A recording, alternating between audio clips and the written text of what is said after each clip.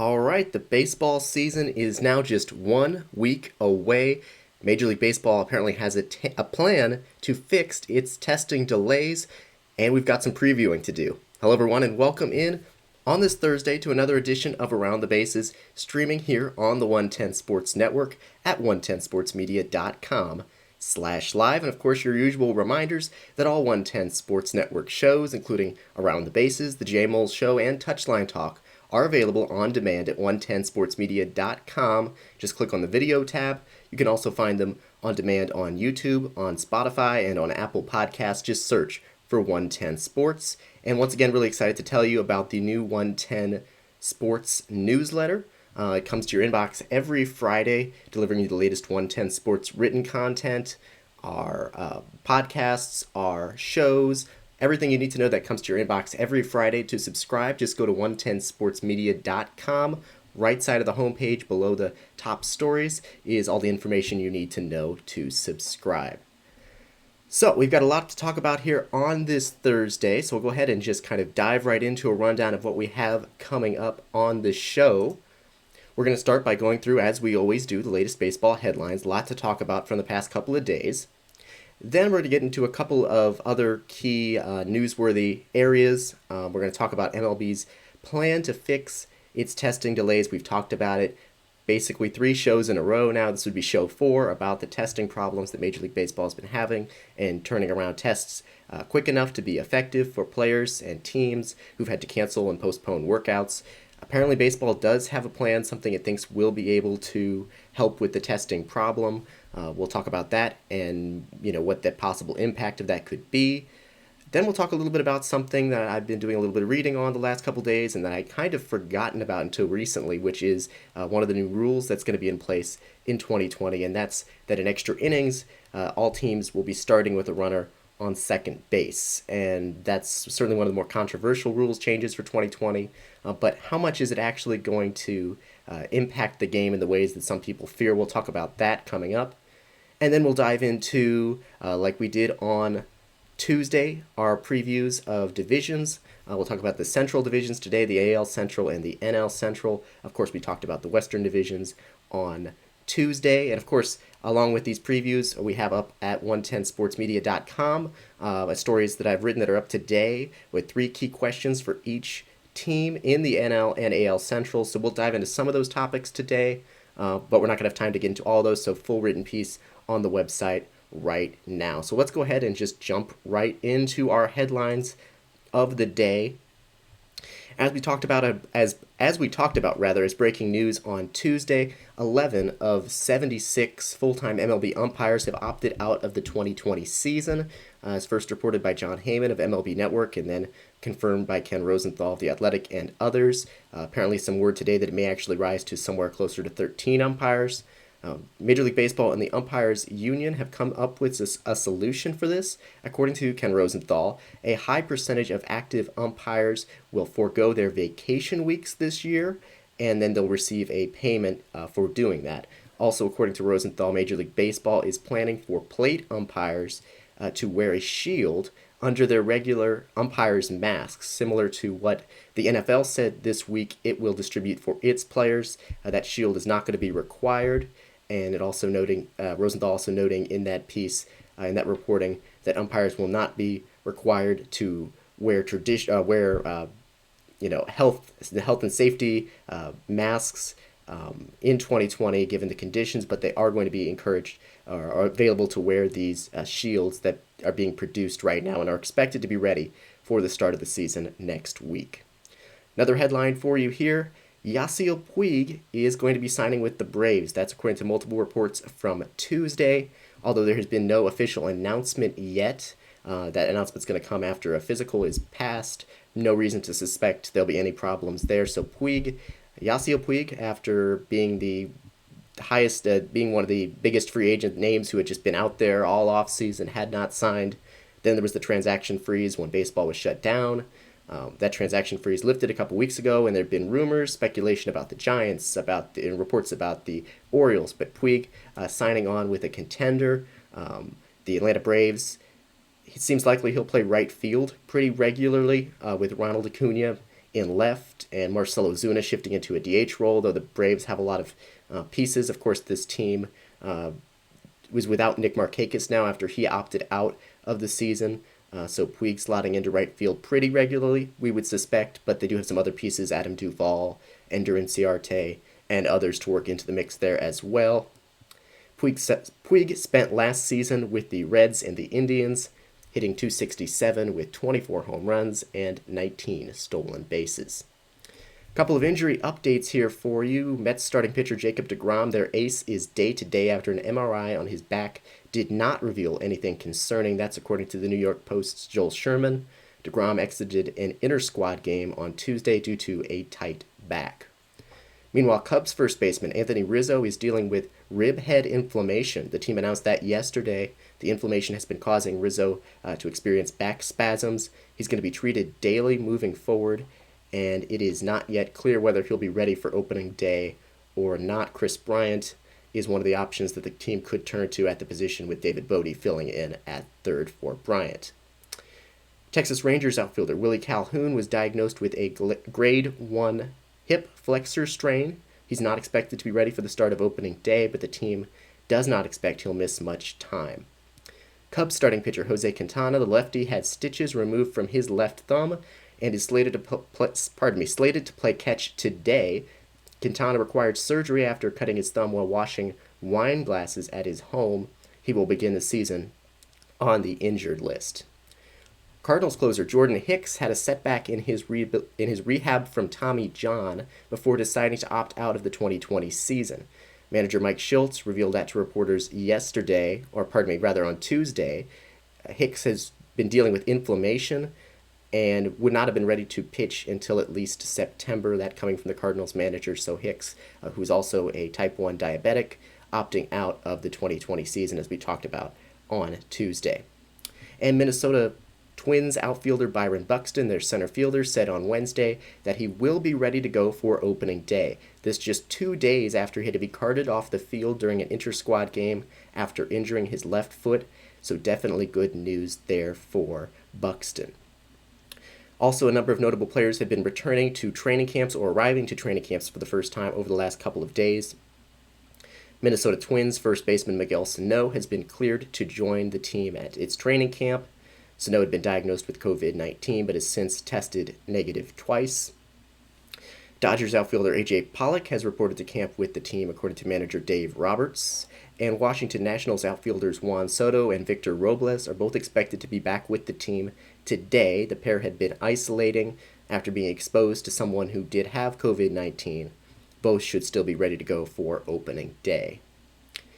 Mets second baseman Robinson Cano has arrived at camp with the team. He had been absent from camp since July 6th, but also should be good to go for opening day. And Ken Rosenthal, the Athletic, was first to report last night, that Yankees second baseman DJ LeMahieu is expected to rejoin the team this week. LeMahieu had been out after testing positive for COVID-19.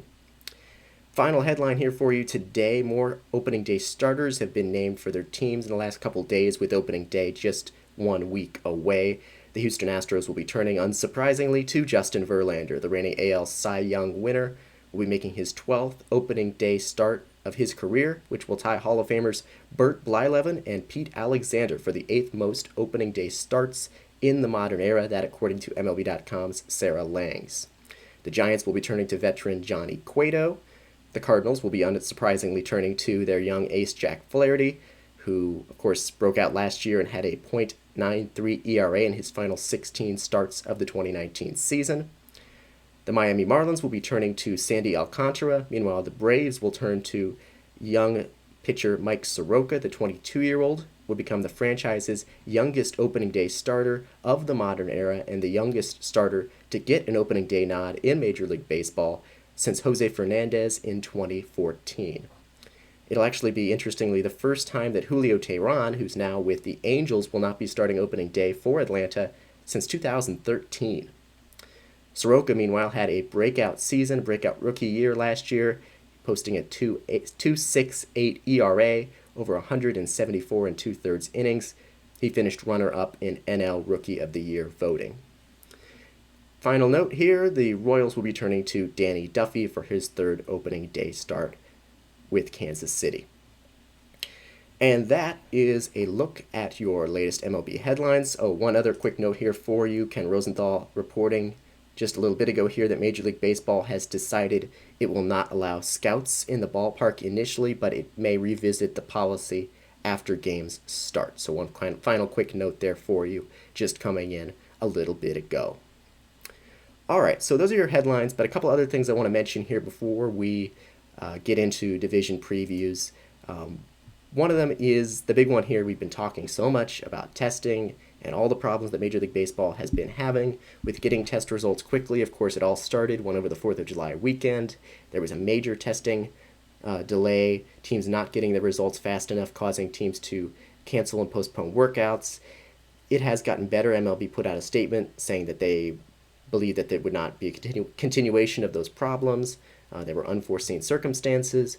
And it has certainly gotten better in the past week or so than it was then, but there have still been a number of players who have been held out of practices, teams making the calls to hold players and even some managers and staff back from inter-squad games and practices because they haven't received test results yet, which is obviously not a horrible thing in training camp to miss a day of practice. It's not the end of the world, but these kind of things, again, the big thing here is if it carries over into the regular season, that could lead to a number of problems as well. So Ken Rosenthal of The Athletic, writing yesterday that the league expects the addition of a second testing lab at Rutgers University in New Brunswick, New Jersey, to help expedite the testing process. So the lab that MLB is using that's in Utah has subcontracted out to Rutgers University lab at MLB's approval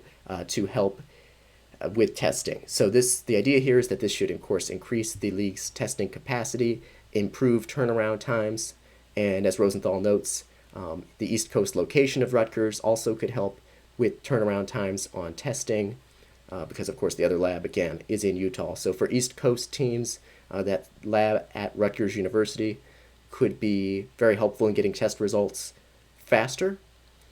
So again, baseball with another lab in use now for COVID-19 testing.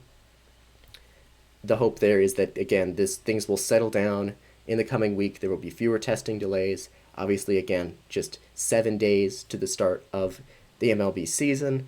So there's not much time for baseball to get this completely ironed out as best they can. Obviously, there's going to be things that are going to happen. It's not going to be perfect. But again, we're running out of time for baseball to get this ironed out as best they can, as best as is possible. So we'll have to really see. It'll be interesting to see in the coming days leading up to the start of the season as teams do a couple of exhibition games in this upcoming, the early part of next week, what problems, if any, there are, and hopefully things will improve. But there are a couple of other questions. This doesn't solve everything with testing, even if it does prove to help with test turnaround and capacity, because there are still a number of questions when it comes to testing that some of it, of course, is just baseball. It isn't even necessarily a fault on the part of baseball, it's just a reality of the situation. Obviously, we had the situation that happened with Joey Gallo, the Rangers outfielder, who in a 10-day span, as we talked about last week, had tested positive twice from MLB's tests, or MLB's sanctioned lab tests, and also had tested negative twice from a private Dallas lab. He's now being allowed to rejoin the Rangers. He's gotten all the negative tests he needs, but he still doesn't actually know whether he actually had COVID-19 or not. So that illustrates the potential for some difficulties in the testing process, just showing that it's far from perfect. Also, we have the situation with Kansas City Royals catcher Cam Gallagher, just underscoring the complexity of the situation. He, of course, as we talked about on Tuesday, had taken a test, his regular test, was feeling fine, no symptoms, went out and played in a game. After the game, the inter-squad game, he found out that he had tested positive. And so, as we know about COVID-19, even though you may be asymptomatic, you can certainly still be carrying and transferring COVID-19 onto other people. So that just sort of shows that that's not to point out a flaw in MLB's system. Even if the tests are turned around as quickly as possible, we're talking about a least probably a 24 to 48 hour turnaround on tests. So these kind of situations may happen again, and without practically instantaneous tests, that risk is there that you could have a player who does have COVID-19, who doesn't know it, who goes out and plays in games, finds out afterwards. So again, encouraging development here that baseball has found a second lab. Just important to keep the perspective that not everything is great here, that there are complexities even in a system where everything is working as best as it possibly can. So that's sort of your Thursday testing update. So we'll go ahead and move on here to our other point, and this is something that I teased here at the top of the show that I find really interesting. We talked about it at the very first edition of Around the Bases back over 2 weeks ago on June 30th. One of the rules changes this season is the runner starting on second base in extra innings. So at the top of, as soon as we go tie game, we go to the top of the 10th, the road team will start with the runner on second base. We go to the bottom of the 10th, the home team will start with the runner on second base. If we're still tied after the bottom of the 10th, we'll keep going and doing that. That's the new rule, which is going to be in place in the shortened season. Now the goal here is to avoid really long extra inning games, avoid wear and tear on pitchers who haven't had the time to get stretched out and are out of routine, of course, in this strange season, and to avoid just spending too much time at the park playing really long extra inning games during a pandemic. Logical reasons here for the implementation of this rule, but this was a rule change that caused the most negative reaction, actually more negative reaction that I saw to that than to the DH being in the National League in this season. Now it's important to note that neither of those changes are scheduled to be in place any longer than just this 2020 season. I would really suspect that the DH in the National League is here to stay, but again, that's not been set in stone for next season. Neither has the idea of the change of the runner starting on second base in extra innings. As I said on that very first episode of Around the Bases, I'm inherently not a very big fan of that rules change. I'm sort of a baseball traditionalist in many ways, I think, and that rules change to me feels in many ways like too big of a fundamental change to the way the game is played. You're starting with the runner already halfway to scoring. I mean, it's just it's hard to put into words. Just a part of me that just doesn't like that fundamental of a change, just because we get to extra innings. But as I said on that show, and I stand by today completely, I really feel like I understand the rule change in the context of this season. It makes perfect sense given the circumstances that you want to avoid super long extra inning games. And I'm open to the possibility that I may change my stance when I see it in action. This in many ways feels like sort of the perfect time to try it. It's been something that's gathering momentum as a possibility in Major League Baseball.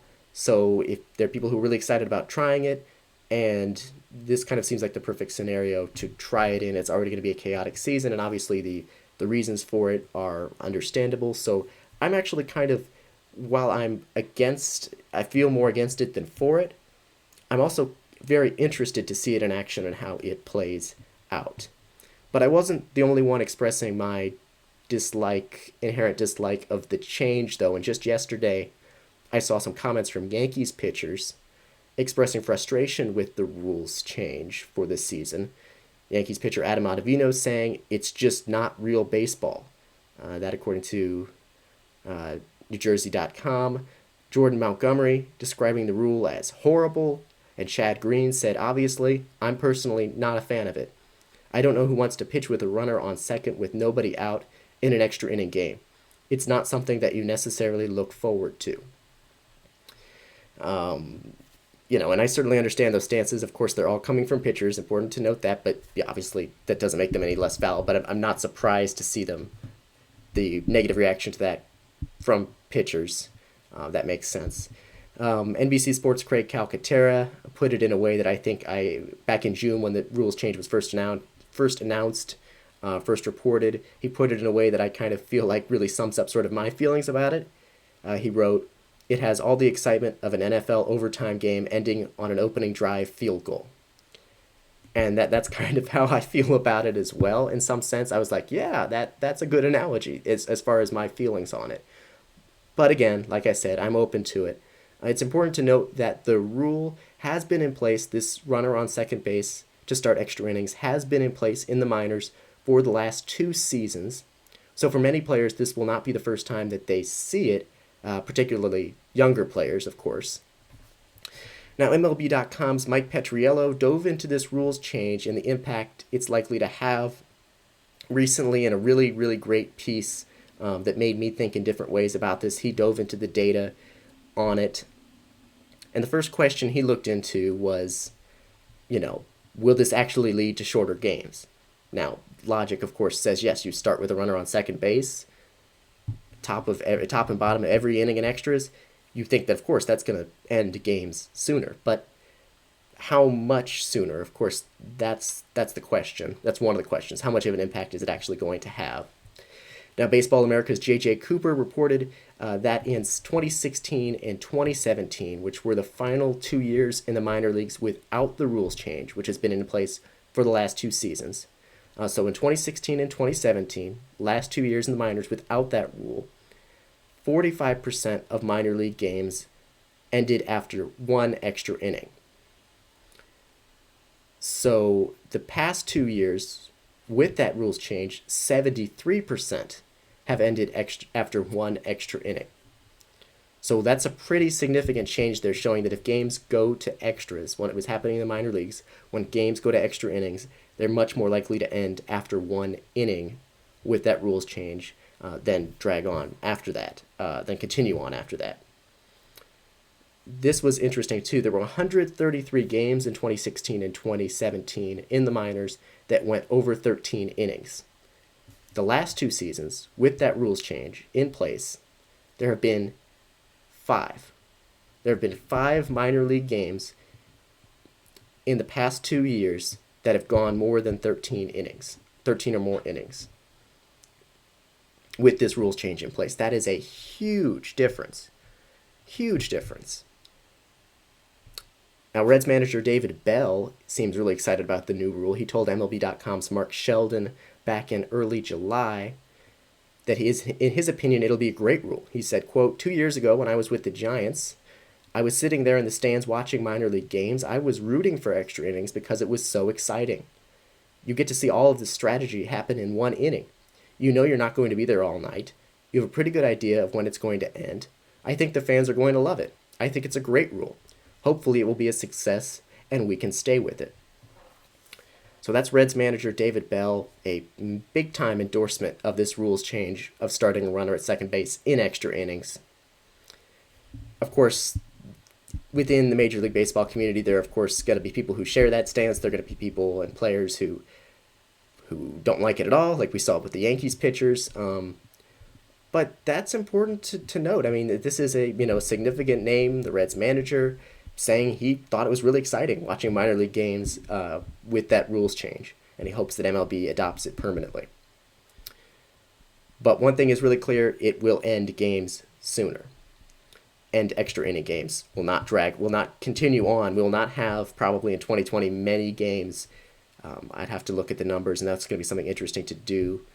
The rate of games in Major League Baseball that go into extra innings, how long do they go? I imagine we won't see many extra inning games going longer than 12 or 13 innings in 2020. Another question I was interested in when it came to this rules change was about bunting. So many people have said that when you start with a runner on second base in extra inning, teams will you have the first batter bunt. You get that runner on second base over to third with 1 out, in which case just a sac fly potentially scores that runner in a very unexciting fashion. I mean, that would be not especially exciting and dramatic if you go to the top of the 10th and you have the first batter bunt, you get the runner second over to third, and then the next guy hits a medium depth sac fly, scores the speedy runner quickly, and it's like, okay, not especially exciting. But the question here that I was interested in and that people have been talking about a little bit is, does the data support that bunting that runner over in extra innings out of the gate is actually a good idea? And Petriello looked at data, dove into data from MLB's archives from 1960. This data set was from 1960 to 2010, so very long period, and looked at traditional win expectancy charts, which is the easiest way to describe it is in certain situations, analyzing instances of the same type of situation happening. What's the expectancy, the win expectancy for a team if they're down by 3 in the 7th with 2 runners on and 1 out? Looking at every time that that's happened in that period and seeing what's the expectancy that team who's batting is going to win the game, as an example. So Petriello looked at that large set of data, traditional win expectancy charts, and this is what he found. In a tie game scenario, so it says the tie game, top of the 10th, if you are the road team with a runner on second to start the inning and you bunt, you are actually decreasing your win expectancy from 50% to 48%. Another way of putting it, your chances of winning the game are better when you just have a runner on second with no outs than they are when you have a runner on third and 1 out. A little bit surprising, but that is what the data says. Not a huge difference, but it's certainly not an advantage to bunt based on that data. Meanwhile, if you're the home team, it's the bottom of the 10th, and if you score a run, if you're the home team, it's the bottom of the 10th, and you say the game is tied, and you bunt with the runner on second base to start the inning, your win expectancy goes up very slightly from 81% to 83%. But if you're the home team and you're down by a run or 2 or more to start the inning, then bunting is going to decrease your win expectancy pretty significantly. So that's maybe a little bit too technical, but the idea here is that bunting does not appear to have a real positive impact for anyone, particularly the road team, which was something that people feared that would just be like, you start with a runner on second base and extras, it'll just be bunt after bunt after bunt. It won't be very exciting. But the data doesn't seem to support that in general bunting is particularly helpful. Will it happen some? Sure, I'm sure it will happen some. It's probably going to depend, of course it's going to depend on what the personnel is. How fast is your runner on second base? Who's the first batter of the inning? Who's the second batter of the inning? Who's on deck? It's going to happen some, but the data, again, doesn't support that it's going to be this thing that we see all the time, assuming baseball teams are looking at this data, which I'm sure they have people in these analytics departments who are advising them on these types of things. An interesting note, Dodgers AAA broadcaster Alex Friedman tweeted back in late July, I was afraid that this would be the case when the rule was implemented, the idea of bunting too often, but you don't see it too much. It became apparent pretty quickly that playing for 1 run at the top of the inning usually backfires. So an interesting note there from a Dodgers AAA broadcaster who's seen this play out in the minor leagues over the last couple of seasons. So there's a lot more data and analysis in that article from Petriello from MLB.com, which is where I got a lot of this information. It's a really good read. The title of the article is To Bunt or Not, How to Handle New Rule in Extras. So there's a lot more data, a lot more analysis, some really interesting stuff in that article. If you're interested in this topic, I'd advise you just Google that title of the story and you'll find it on MLB.com. And Petriello, data analyst for MLB.com. He does a lot of great work, great follow on Twitter as well. A lot of great information from him. All right, so we're going to go ahead and take our first break here on Around the Bases. When we get back, it's time for our continuation of our division previews. NL Central and the AL Central. We'll start with the NL Central. That's coming up next here on the 110 Sports Network. You're watching Around the Bases.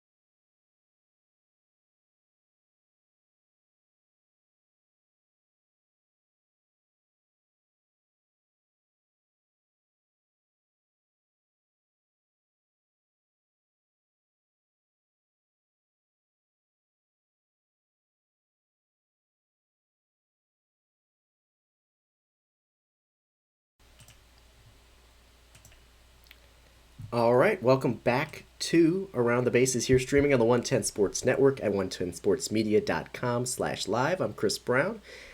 We're going to go ahead and dive into our division previews here on this Thursday. On Tuesday, we talked about the NL West and the AL West, and there are written stories up at 110sportsmedia.com looking at 3 key questions for each of those teams in those divisions, the AL and NL West, and we have the same thing up on the website today for the NL Central and AL Central teams. We're going to talk about those now, and this is the way we're going to do it. We're going to go through each team.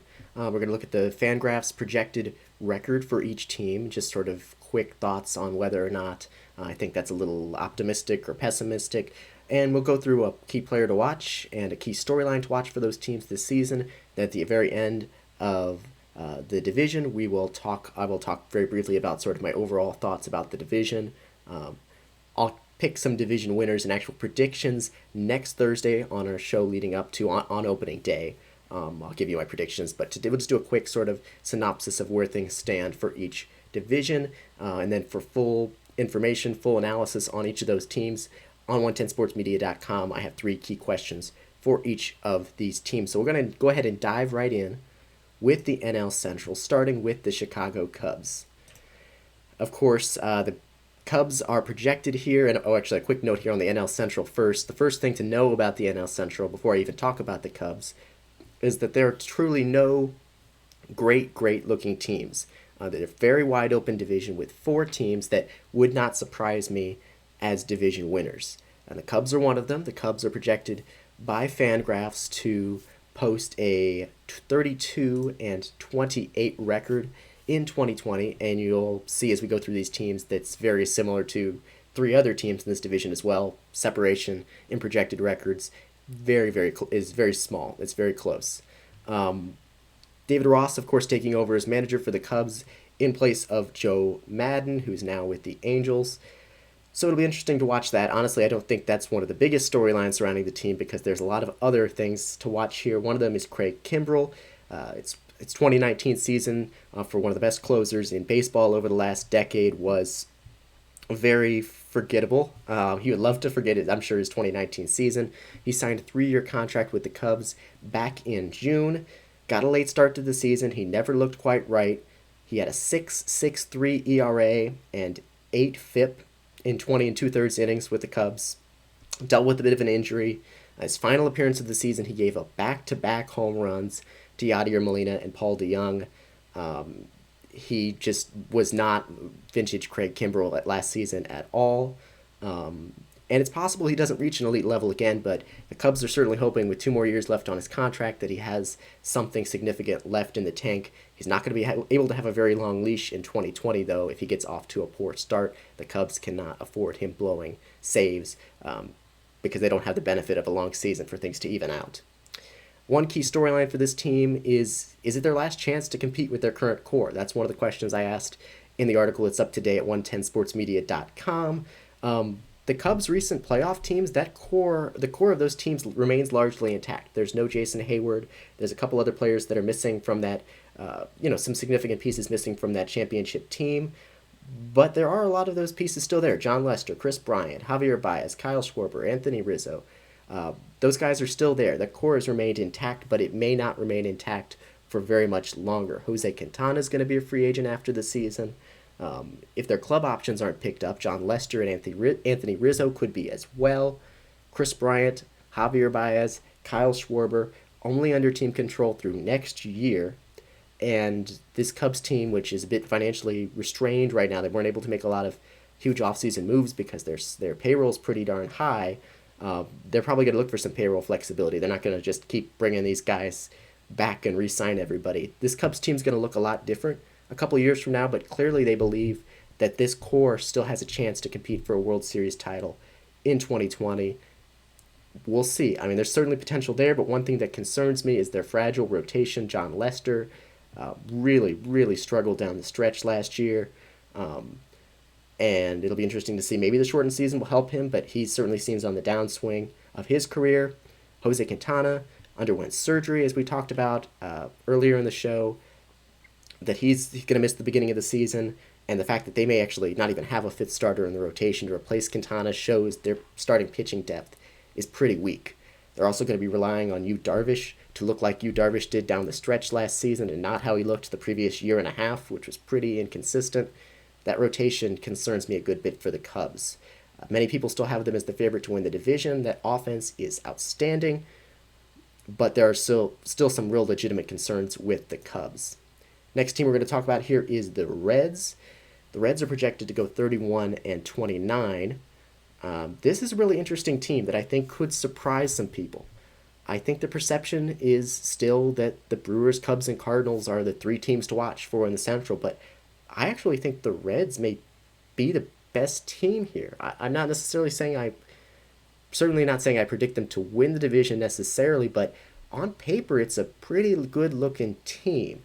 They made some big moves in the offseason, signing Mike Moustakas and Nicholas Castellanos to 4-year deals to add some thump into that lineup, where Eugenio Suarez was the only player to hit over 20 home runs. He hit 49, I want to say. It looks like, yes, Suarez hit 49 home runs, second in the NL, only behind Alonso last year, but this was a team that didn't have a lot of power aside from Suarez, so Castellanos, Moustakas, good power bats. Castellanos in particular, a player I'm really excited about. He hit a lot of doubles last year, and I think in Great American Ballpark, a lot of those will turn to home runs.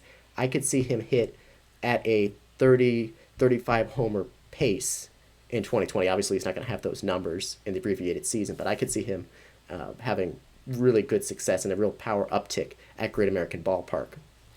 And so that's basically the story with the Reds. Of course, they're hoping Joey Votto can rebound after a really bad season. And there are questions with their rotation, but there's also a couple of really exciting arms. Luis Castillo and Sonny Gray had a breakout year last year. Castillo, considered one of the top up-and-coming starters in the National League, is young.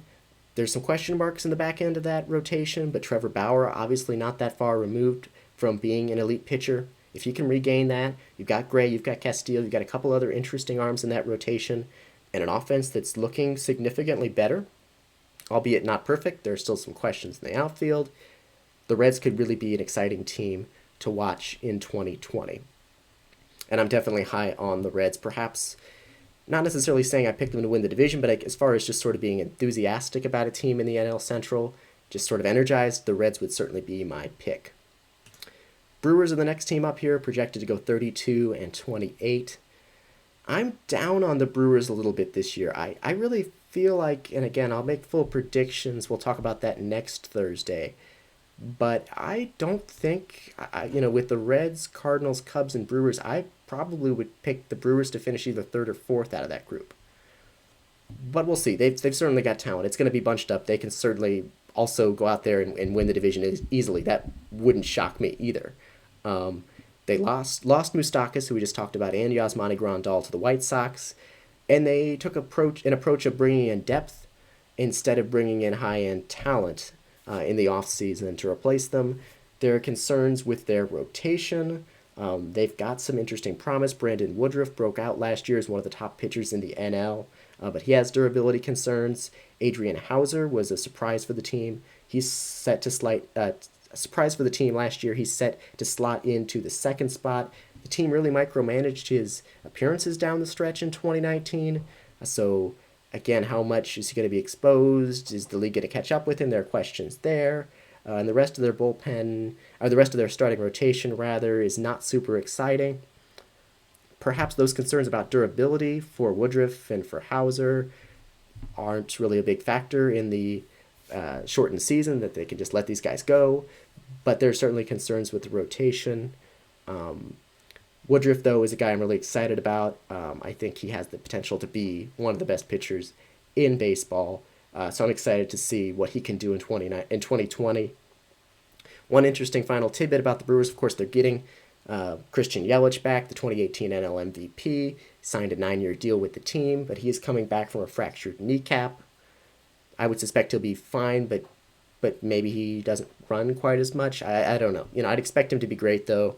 That's not really a huge concern. But the Brewers, interestingly enough, have led the NL Central through 60 games in each of the past 2 seasons. In 2018, they were 37-23 through 60 games. Last year, 34-26, which is both of those marks better than the Fangraphs 32-28 projection. So this is a team that's gotten off to good starts in the NL Central the last 2 years. I think they're not as good this year. I think they've got more significant flaws, and that they lost a couple of significant bats they haven't really replaced. But we'll see. There's certainly a team that also could, like I said, 4 teams that could win the division, and it wouldn't surprise me the Brewers are one of them. The one team that is not one of them, though, is the Pittsburgh Pirates. The Pirates are projected to go 27-33 in 2020, and that, to me, seems optimistic. It's going to be an evaluation season for the Pirates. They're the team, again, like I said, stranger things have happened. I don't think they're a horrible team, but I don't think they're a very good team, and they're significantly below, in my mind, 4 other teams. And yes, of those 4 other teams, 1 or 2 of them will probably disappoint, but I have to think at least 1 or 2 of them are going to be pretty darn good. And it's just going to be, I just don't see any real scenario where the Pirates make the playoffs here, but stranger things have happened. In general, though, an evaluation season for the Pirates. Ryan Reynolds is coming off an impressive first Major League season. The outfielder hit .314 with 16 homers. Finished 4th in NL Rookie of the Year balloting. He's going to be impressive. They're going to see what they get out of him in 2020, if he can repeat that type of success. One key storyline for them as well, and as part of their evaluation, is how does Mitch Keller do? He was their team's top prospect, a starting pitcher. He's really struggled in his first MLB season. 7.13 ERA and 11 starts. They have a new pitching coach who's going to try to help Keller get things on track at the major league level. So of course that's going to be one of the big things to follow, as well as just who gets traded, because chances are the Pirates, aren't going to be in contention at all a month into the season at the trade deadline. Keone Kela, who's expected to be their closer, though he hasn't gotten much action. He may still be out of training camp, I believe, not with the team for undisclosed reasons. But he's expected to be their closer. He's a prime candidate to be dealt at the deadline to a contender. They may also look to trade a couple hitters too if they really decide they're not close enough in their rebuild to compete anytime soon. I wouldn't expect, hitters like Josh Bell or Kevin Newman or Reynolds to be dealt, but it wouldn't shock me either with the Pirates. They're not looking so great right now, although there are a few interesting things with them. So we'll move on to the final team of the NL Central. That's the St. Louis Cardinals. They're projected by Fangraphs to go 31-29. This is an interesting team. I have mixed feelings about the Cardinals. They're, one sign of optimism for them. They have great starting pitching depth, great pitching depth in general, as they often do. They've got Jack Flaherty as their ace, who broke out last year. I would say the best ace of any team, the best pitcher in the NL Central, unless I'm forgetting someone. I think it's Flaherty. I think the best ace of any team in the NL Central is Flaherty. Breakout year. They've got Miles Michaelis healthy now. They've got Dakota Hudson, a 16-game winner in last season. Adam Wainwright still being a productive pitcher, the back end of a rotation. They signed former KBO lefty Kim, and it'll be interesting to see. That's an interesting addition for them. They've got Carlos Martinez back in the mix, their former ace. Not sure if he'll be in the rotation or in the bullpen, but he's certainly impressed, and they've got good depth behind them. So I'm interested in the Cardinals from that perspective. The offense, though, concerns me. They're going to need a bounce back from Paul Goldschmidt, who, of course, they traded for from the Diamondbacks before last season. He's coming off of a down year. He still hit 34 homers, 97 RBI last year, but his average dropped. His slugging percentage dropped to his worst mark since the beginning of his career. The team has had Matt Carpenter declining in recent years, and so there's concern in their offense, especially if they don't get a bounce back, if Goldschmidt gets off to a slow start. And I realize I have a typo in the graphic here. It says Paul Goldschmidt, but they're hoping Paul Goldschmidt, can bounce back here in 2020. There's also questions about playing time in their outfield with Marcelo Zuna gone. They've got Harrison Bader and Dexter Fowler, both of whom have really struggled at the plate recently. They've got an exciting young prospect in Dylan Carlson.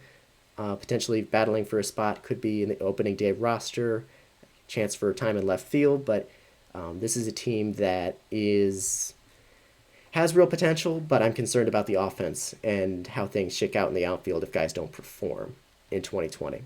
So overall thoughts about the NL Central, I would say, like I said, I sort of expressed those four teams. Wouldn't surprise me if they win the division. We'll talk about my exact picks next week. Right now, I'm leaning towards the Cardinals and the Reds is the teams I'm most interested in, but we'll talk more about my exact predictions next week. The only team I don't think has a chance of competing is the Pirates, and they're not an atrocious team. They're just not very good at this point in this stage of their rebuild. All right, so that was a bit not quick. That was a bit of a mouthful, rather. A lot of information thrown at you here on the NL Central. When we come back, we're going to take a quick break here. Pretty quick because we are already about 10 minutes away from the top of the hour. We'll take a break. When we come back, the AL Central. This is an interesting division, and certainly not as competitive as the NL Central, but it is becoming more competitive.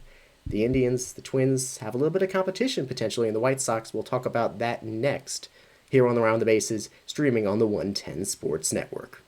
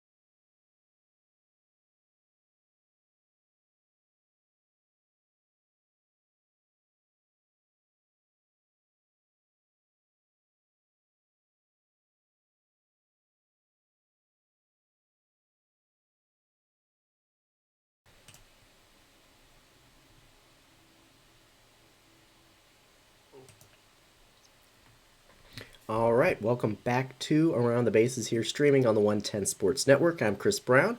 As promised, next up, we'll just dive right in. It is the AL Central. We're going to look at each of those teams, and let's just go ahead and jump right in. Actually, before we jump right in, a little bit of news that's just in.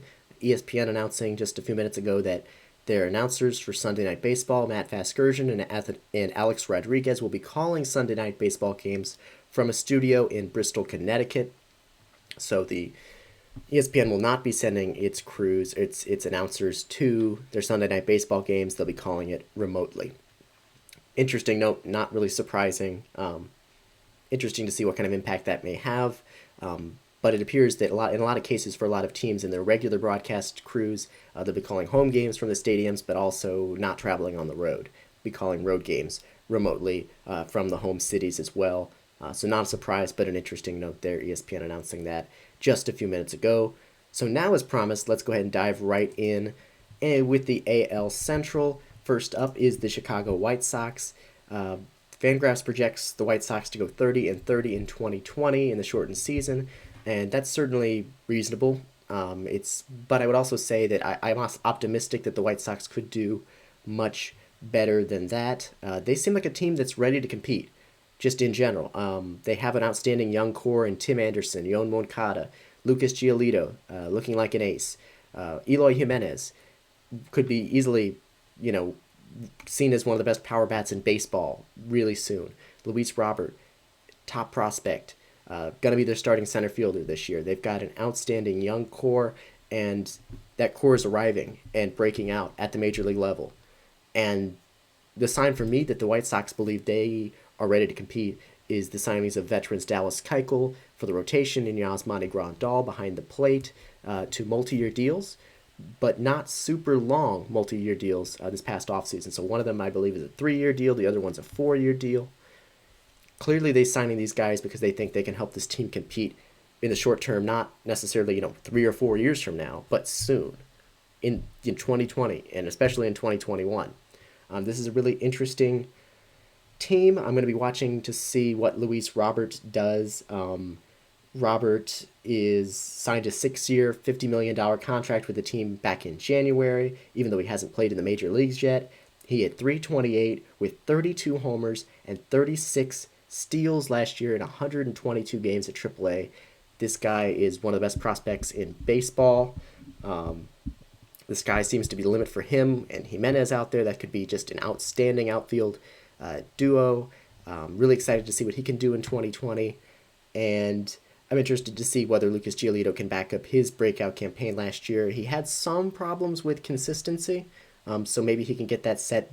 The one thing that I feel is that if the White Sox are going to surprise some people, or maybe it's not even a big surprise, are going to be real contenders in 2020, they're going to need Lucas Giolito to pitch like an ace because they have some veteran arms like Keuchel and Gio Gonzalez behind him in that rotation, but neither of those guys are going to be performing like an ace. They need Giolito to be their ace and to be pretty consistent in the shortened season. If he is, and they have such an exciting young offense and enough of those guys click, I could really see the White Sox making a playoff push in 2020. Next team here is the Indians. Fangraphs projects the Indians for a 31-29 record in the shortened season. This is a good team. They're surely going to compete for the division, but I'm a little bit disappointed in the Indians. They have a great core. Francisco Lindor, Jose Ramirez, Mike Clevenger, and I'm blanking on the name of their other young starting pitcher that I'm excited about, but they've got Shane Bieber. Clevenger, Bieber, great two starting pitchers. They've got Carlos Carrasco with them, and a couple of great hitters in that lineup, but they have not made the moves, a couple of moves, notable moves in the offseason I think that they could have, which have really made them surefire, high-level team that I think could compete in the playoffs. There are going to be questions all season about Francisco Lindor, their star shortstop, who is set to be a free agent after next season. Lindor was the subject of trade rumors over the offseason. There's going to be questions of whether or not he may get traded if the Indians are out of it or if they wait till after the season. There's a lot of complexities there. I think this team may regret not adding in the offseason. That outfield is weak. It's not good. They've got Oscar Mercado in center. He had a promising 15 homer, 15 steal season last year, but aside from that, there's a lot of questions and a lot of names which, could perform decently. It's not, horrible, but there's just not really a lot of excitement for those other outfield spots. I think that this team is just a move or two away from being really good, and they did not make it. Maybe if they're contention, they'll make it at the trade deadline, but that would a little bit surprise me from Cleveland. Next up is the Detroit Tigers. They're very bad. The Tigers are bad. They're not very good right now at all. Fangraphs projects them for a 24-36 record, and that, I believe, is pretty darn optimistic. This is a team that finished the 2019 season with the worst 140 games in season stretch this century of any MLB team. They got off to a pretty decent start. I think it was just a slightly above 500 start the first 20 games of 2019, and then they went 35-105 to end the season. I say to end the season, pretty much after that, the majority of the season. That was the worst 40-game stretch in a season for any team this decade. They're not looking much better as far as this season. Now, they do have an interesting farm system, some young prospects, especially on the pitching end, that could be really exciting. They've got Casey Mize and Matt Manning. Mize was the first overall pick in the 2018 draft, and Manning had a very good season at Double A last year. He was their the ninth overall pick in the 2016 draft. They left open the door. Their management left open the door for those two potentially, as well as some of their other young pitchers, to get an opportunity in 2020. Probably not out of the gate, but they're both on the 60-man player pool, and so maybe they get a chance, and we get to see something exciting there. But it's not especially exciting season for the Tigers. Questions about Miguel Cabrera, 37-year-old future Hall of Famer. He says it appears that he's in pretty good shape. He's had injuries in recent years. Maybe the 60-game schedule will help him. I would not be surprised to see him have a pretty good 2020 stretch, but it's not like it's going to send the team into playoff contention.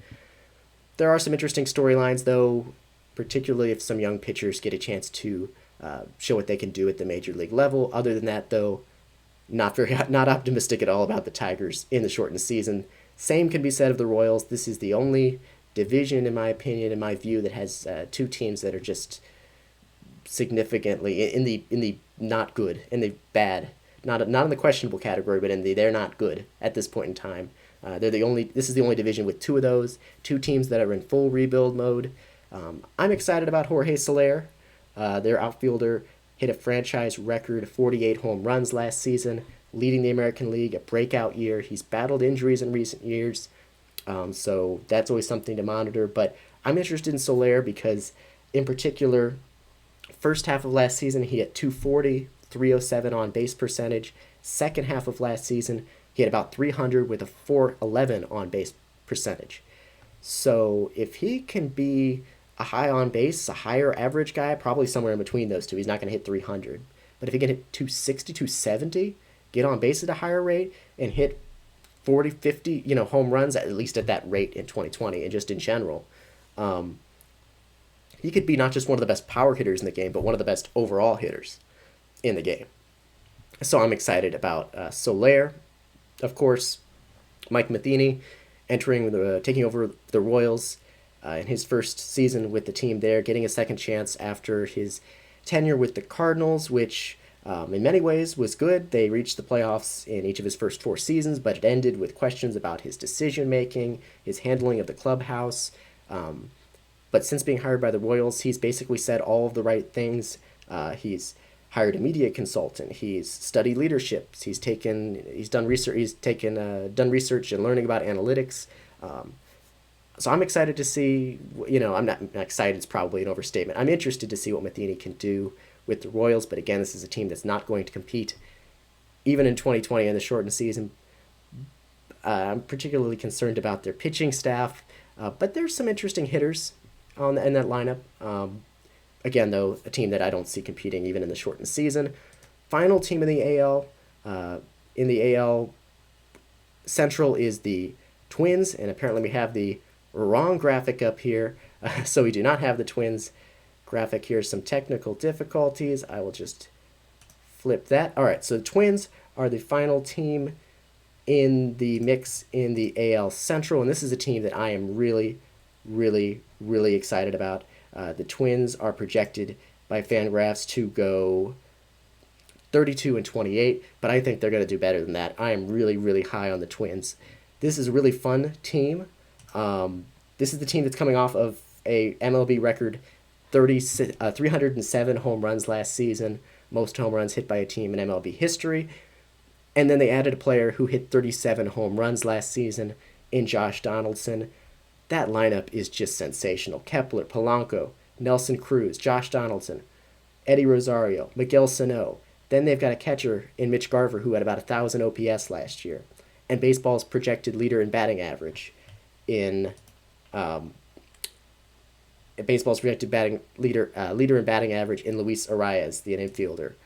This is an exciting lineup, and this is a deeper rotation in 2020. The team having Jose Barrios, a really good pitcher at the top of their pitching staff. Jake Odorizzi had a great year last year. They added Kenta Maeda, formerly of the Dodgers, and Rich Hill, also Homer Bailey, but that's not quite as exciting. This is an improved rotation. This is, I feel like easily the top lineup in baseball, top to bottom. there's a great hitter or potentially great hitter in every single lineup spot for the Twins in their projected lineup. I'm really excited in the Twins. Byron Buxton getting a chance. Hopefully he's dealing with an injury recently, but he says he'll be good to go for opening day, as we talked about. I'm excited to see maybe he can finally put it together and stay healthy this year. He doesn't even have to. If he can just stay healthy and be a great defender, they've got a sensational lineup around him. Overall thoughts on the AL Central Division. This is a division which the teams like the Indians have sort of just owned. They've been used to just not having to necessarily put together a great team, just a really good team, and being able to sort of just run away with that division. We saw the Twins have an outstanding year last year offensively. They're certainly, and I really like the Twins a lot, so they're going to be in the mix. The Indians are going to be there, and I really think the White Sox, even if they don't make the playoffs this year, are going to make things interesting in that division. They're going to be a third team that really challenges, and I'm really excited about the White Sox. Maybe it's too soon. Maybe next year. Maybe the young talent needs just a little bit more time to figure it out at the major league level. There's not a guarantee, but I'm excited about the White Sox. This division is getting more competitive, even though, like I said, the two teams at the bottom, the Royals and the Tigers in full rebuild, I don't see being competitive in the shortened season. This still was an interesting division to watch in 2020. So, we made it through. We made it through the NL Central and the AL Central. Like I said, on next Thursday, I'll give you on opening day my predictions for division winners for playoff spots, wild card spots, some players that I'm excited about, storylines, breakouts, some busts, just some general thoughts I have about the season. That's coming up next Thursday. But again, those are just general thoughts on the NL Central and the AL Central. We didn't get to everything that I have as far as thoughts, opinions, storylines for those teams. There are stories up, as I said, at 110sportsmedia.com right now with the 3 key questions that I see for each team in each of those divisions. Much of it we've talked about. A good bit we haven't, though, that we didn't have time to get into more detail. Those are up on the website right now at 110sportsmedia.com. And that is going to just about do it here on today's edition of Around the Bases. A couple of quick notes for you as we wrap things up. Your usual reminders that the 110 Sports Network coverage, our live coverage, continues with the J Mole Show with Josh Molnix tomorrow at 11 a.m. Eastern. Then again on Monday, and then on Tuesday we've got a Touchline Talk with Josh Doring at 11 Eastern in the same time slot. All 110 Sports shows are available also on demand at 110sportsmedia.com. Just click on the video tab at the top. You can also subscribe to 110 Sports on YouTube, on Spotify, on Apple Podcasts for the video and then the podcast audio forms of all our shows. Just search for 110 Sports on any of those platforms and you will find us. And make sure to subscribe to the 110 Sports newsletter. Just go to 110sportsmedia.com. Right side of the homepage, right below the top stories, is all the information you need to subscribe. And that newsletter comes out every Friday with the latest written content on the website, links to our latest shows and podcasts on the 110 Sports Network. You can have that in your inbox tomorrow if you subscribe right now at 110sportsmedia.com. Back next week with more Around the Bases shows. A quick important programming note for you. On Tuesday, we will not be live at our normal time at 1 p.m. Eastern. Be away from the office, if you will, on Tuesday, but there will be an episode of Around the Bases, which will be available on demand. It'll be posted on Tuesday.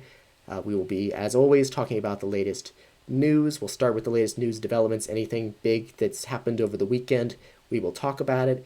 And then we'll preview the AL and NL East to finish up our division previews. That's happening on Tuesday in a show that will be posted on the website, on YouTube, on Spotify, on Apple Podcasts. It will just not be available. We will not be streaming live, but that show will be available on demand, so make sure to check out that on Tuesday. And then on Thursday, it's opening day. We'll be back streaming live with you at 1 p.m. Eastern on the 110 Sports Network with all the latest storylines, updates, headlines, and everything you need to know in Major League Baseball as opening day with 2 Major League games that evening. Plus, as I mentioned, my predictions for the season, playoff predictions, breakouts, storylines, my favorite players and teams, all of that will be next Thursday as we are back live on the 110 Sports Network with Around the Bases. So, 1 week away from the start of the baseball season, a lot to monitor in the next week. We'll keep you updated on all of it. Thanks for watching today's edition of Around the Bases from 110 Sports. I'm Chris Brown. Have a great weekend, stay safe, and I will talk to you on Tuesday.